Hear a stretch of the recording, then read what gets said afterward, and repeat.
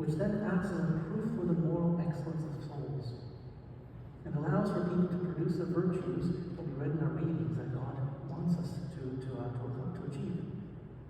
Another way to put it is, marriage is where the metal of your character is tested and purified. Becoming holy in this crucible of virtues is all about repeated choices to say yes to God's grace and to opportunities to grow deeper in virtue. And if you encourage each other to grow in holiness, you draw each other to God and to heaven. What a great source marriage can be of growing in genuine holiness. If you both look out for each other's spiritual good and challenge each other back and forth to moral excellence, astounding growth can happen. Imagine if you both planned for and strove for the greatest good together. Many married couples strive to succeed in many things, common things. For example, being financially stable, being healthy, understanding the world around you together, having a place to live, raise, and support children, grandchildren, and so on. I think very few couples think bigger. Very few couples look to the core reason that God is bringing you together. Alone we have a difficult time looking to the greatest good.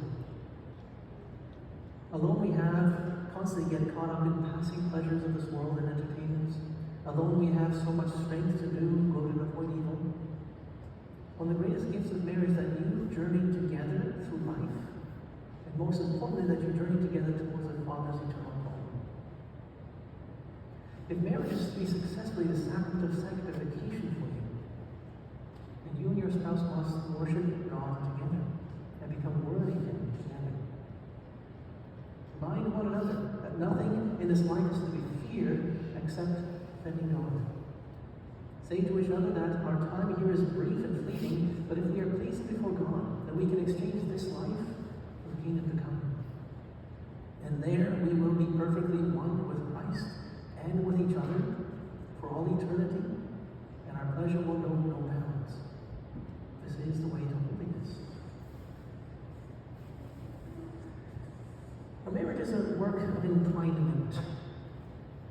An odd word, rarely used nowadays, but it fits perfectly here. Entwinement is this invisible weaving in and binding together. It's a powerful image of what needs to take place beneath the surface day after day.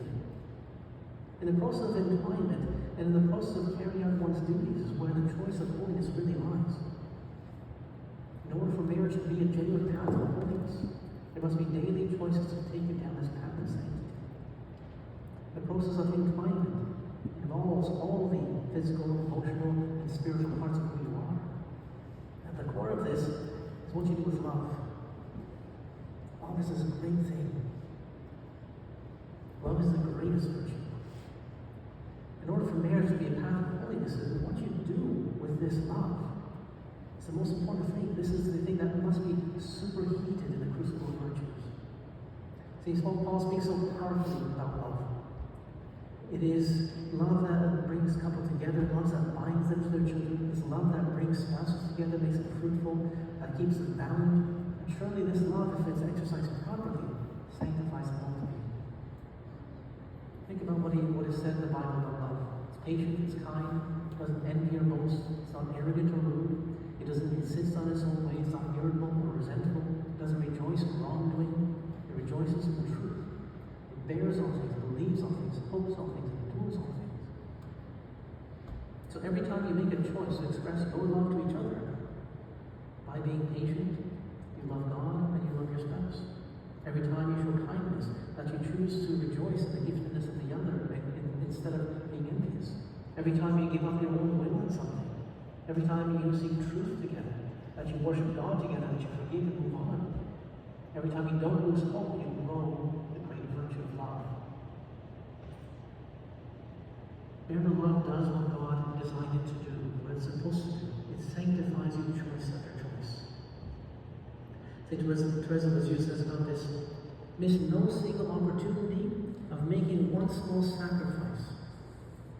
Here by a smiling look, there by a kindly word, always doing the smallest right and doing it all for love. By loving the one you have vowed to love, you're just about to vow to love. You're grow in merit, that by loving God together, you grow in holiness. Be virtuous in your love for God and each other. Lastly, I just want to encourage, as I do many couples, to read the lives of the saints. You know that there's actually many married couples who are saints? There's many couples who are saints together. Think about St. Vincent and Willitrudis, 7th century couple that raised 4 children, all of them are canonized saints. St. Louis Martin and Zélie Gehrig, they're the parents of St. Teresa of Lisieux. Raised 5 daughters, all of them actually went to a religious life. One of them was a doctor of the church.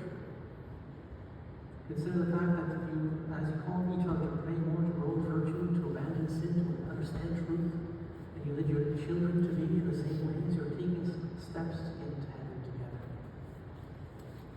Sometimes this isn't easy, but if we see God together, it's astounding what can happen. There's an Egyptian couple named St. Timothy and St. Maura. They were living during a time of Diocletian. Many Christian martyrs at that time.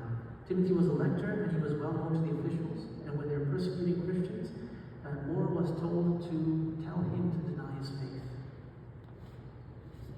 Instead, she encouraged him in the faith, and they were both arrested, and only 20 days after their marriage. And they spent the quarter of their marriage dying together, crucified facing each other. But they spent all eternity around God's throne as a reward together. There are many saints that you can look to for example of true Christian marriage, of true love that is heaven-bound, because that's what God calls you to. I encourage you to seek them out.